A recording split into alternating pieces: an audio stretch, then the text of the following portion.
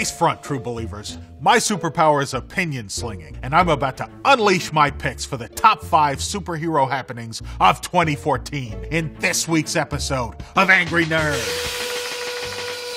First, the mailbag. Last month, I discussed the state of superhero cartoons. Some of you disagreed vehemently with my take on Ultimate Spider-Man. I stand by my thumbs down. One of you asserted that Marvel sucks and DC is better. Hey, I'm begging you, don't start that kind of beef in my comments section.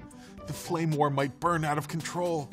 Okay, top 5 time. To kick things off, I assert that this was truly the year of the Marvel superhero movie. Okay, you could argue that every year since 2008, when Iron Man hit theaters, was the year of the Marvel superhero movie. But this was the year that Marvel movies got far more comic booky, digging deeper into their source material than we're used to seeing. Exhibit A, I promise you, there are hardcore Marvel fans who don't remember obscure titles like Guardians of the Galaxy or Big Hero 6. These projects were not greenlighted on the basis of name recognition. Yet, those deep cuts were the biggest hits of the year. Exhibit B, only 2 superhero blockbusters have ever kept the titles of the comic book story arcs they were based on, and they were both released within a few months of each other. One was Captain America Winter Soldier, the other was X-Men Days of Future Past. Sure, both movies took liberties with their source material, but they maintained many of the plot points and the central themes. Exhibit C,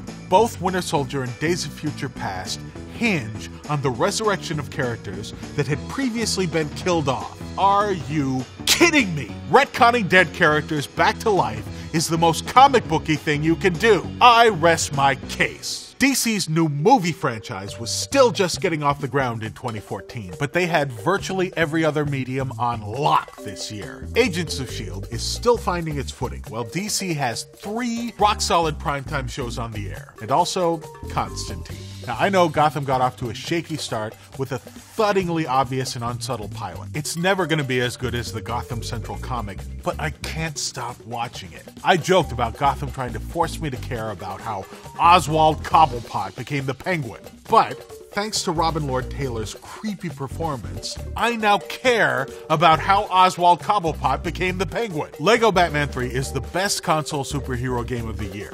By default, maybe, but still. And DC is releasing well-received and lucrative feature-length animation based on the Justice League Origins comic and based on their Batman Arkham game series. And I submit to you that the greatest reissue of the year was Batman on Blu-ray. Holy digital remastering. Look at those colors.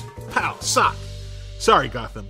This was the best Batman series of the year. There are 2 opposing forces in the world of comic books, the forces of order and the forces of chaos. On one side are the neat freaks who want to streamline continuities. They're the ones who rebooted Marvel with Ultimates, and they stage all sorts of crises on Infinite Earths to simplify the fictional universe. On the other side are the writers who start recluttering those tidied up universes as fast as they can. This was a year when the messy multiverses won out. First of all, you had Grant Morrison's mind-bending multiversity. Each issue introduced an entirely new reality that a whole constellation of comics could be set in, and where the characters had read the previous issue as a comic.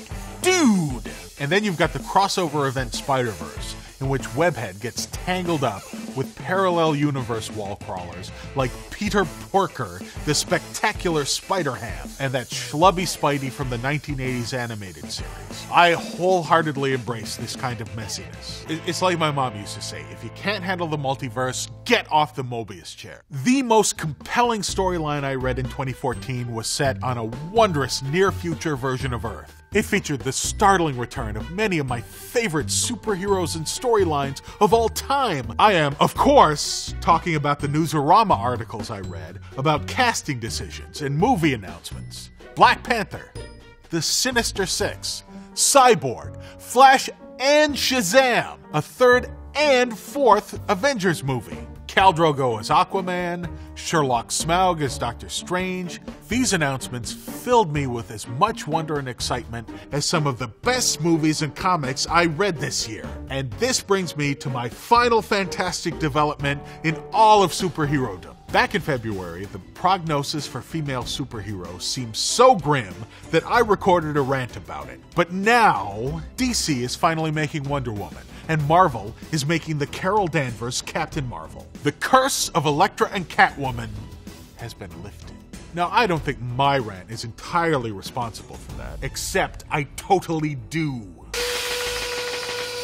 Those are my top 5 superhero happenings of 2015. Now, let me leave you with some quick hits. Best action scene of 2014, Quicksilver in slow-mo. Best actor, Chris Pratt as Star-Lord. Best post-credits teaser, Ann Sabanora. Best actress, Emma Stone. Best supporting actor, Will Arnett as Lego Batman. Best director, James Gunn. Best CG character of the year, Rocket Raccoon. Best voice actor, Vin Diesel. Best highbrow actor slumming, Robert Redford. Best career reboot, Regan Thompson. Best costume redesign, Batgirl. Best rebooted comic book, Moon Knight. Best print writer, Grant Morrison. Best artist, Jeff Stokely. Best new character, Kamala Khan. Best kid series, Tiny Titans Return to the Treehouse. Best webcomic, strong female protagonist. Best toy, Purple 1989 NES Batman. Best superhero podcast, Talking Comics. Best untranslated tune, Marvel, Disc Wars. Best superhero in-joke on Big Bang Theory. None of them, because they're all terrible. Best fodder for dirty fanfiction, the prison sequence in Guardians of the Galaxy. Best superhero cosplay, me as Wonder Woman. Second best superhero cosplay, me as Captain America. Third best superhero cosplay, me as Rocket Raccoon. Fourth best superhero cosplay. What was your favorite superhero moment of 2014? Let me know in the comments and subscribe to the Wired channel.